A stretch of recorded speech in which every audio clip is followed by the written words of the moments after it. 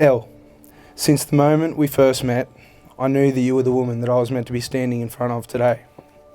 I was blissfully unaware at the time that your extreme beauty on the exterior was only a fraction of the beauty you have within. 9 years later, you continue to amaze me with acts of kindness, care, and love for the people around you.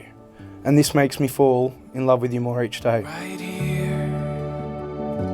on this ground where we are standing, holding dreams with open hands against the sky. It was a crisp autumn morning, April 1998. I was starting my first day at Freeman's Reach Public School in Year 2. I entered the classroom to be greeted by the teacher, Mrs. Lowndes. She introduced me to the class. Silence ensued. Silence only to be broken by a faint whispering. At the back of a room, a tubby white kid, with shoulders like a brown snake, was giving me the stink eye whilst whispering something to someone sitting next to him. I could instantly tell he was talking shit about me. That tubby white kid, ladies and gentlemen, was Mr. Edward Flamsteed. We soon became good friends, but I knew early on that it's good to keep your friends close and your enemies closer. It took me years to exact my revenge for his shit talking on my first day of school. And after careful planning, I organised for him to knock his 2 front teeth out on the Campbell family trampoline. If you thought I had buck teeth, he was to have none. Our parents, and Kathy especially, would have to put up with our constant squabbling over God knows what, and not much has changed. Ed's Auntie Anne remarked to us recently, "Will you boys ever grow up?" Well, Anne, I would like to say it's not likely. But if it was a competition, I'd be better at it than him. I wasn't blessed with a biological brother, but I'm very fortunate to have been assigned one. After the fact in Eddie.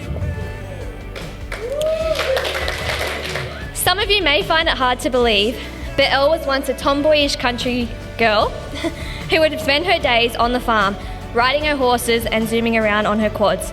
Some of my best memories growing up are with Elly, whether this be out riding horses, school band nights, or stuffing our faces with cookies and cream ice cream straight from the tub. As soon as we finished high school, Elly packed her bags and headed to the Big Smoke, and this is where Grant comes in.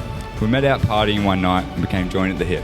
So every night out after was an adventure with Elly, whether she was driving us all to the city like a rally car driver, or drinking and getting up to no good, we always had a great time out. And without fail, always stop at Macca's for a cheeseburger on the way home. Years went on, and we've remained fantastic friends. I look at Elly as family, another sister who I can always talk to about anything. Anne and I were sitting on the back deck together not too long ago having a drink when you said to me, "Ed, you and Elle really are a couple that are genuinely happy. And I see such a bright future for you both."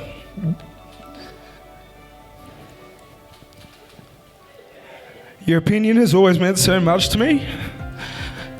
And to hear you say that made me so happy. I promise Elle and I'll move out of your house one day. It's always been hiding. The first time that I see inside it and realize it's always been you. It's like reading pages and pages of stories of greatest adventure and glory. It's always been about you.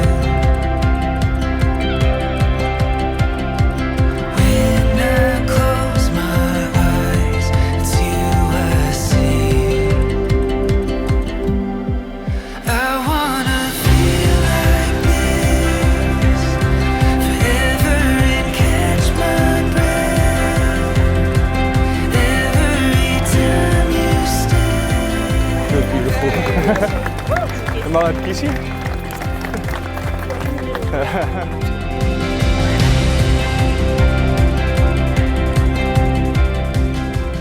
When I crack, and show signs of weakness, you are the glue that bonds me together. I promise that when you need to be weak, I will be strong, and when you need comfort, my arms will be open. And when you need to laugh, I will be hilarious. It won't always be easy, and it won't always be fun. But I can assure you that the good will always outweigh the bad, and together we will have an amazing life. Elle, I vow to always protect you, fight for you, and love you to my last breath. You are my teammate, my best friend, my sidekick, and very shortly my wife. And this makes me the luckiest man on earth. I love you. Ed, I know that as long as we are together, there will always be light at the end of the tunnel. I'm so excited to see what our future holds, and I can't wait to grow old together. May our lives be full of love, laughter, adventure, and countless Netflix series. I promise to be your best friend, confidant, and partner in life. I promise to support you in everything you do and to encourage you to follow your dreams. I promise that there will always be hot coffee, good food on the table, and to never stand in the way of a good wave. I admire you, I respect you, and I appreciate you, even when you leave your wet towels on the floor. You are my missing piece, the chalk to my cheese. You are my home. I love you, always and forever.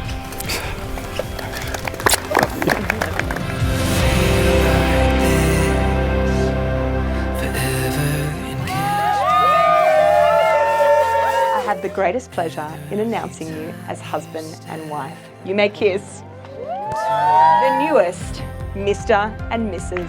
Flamsteed.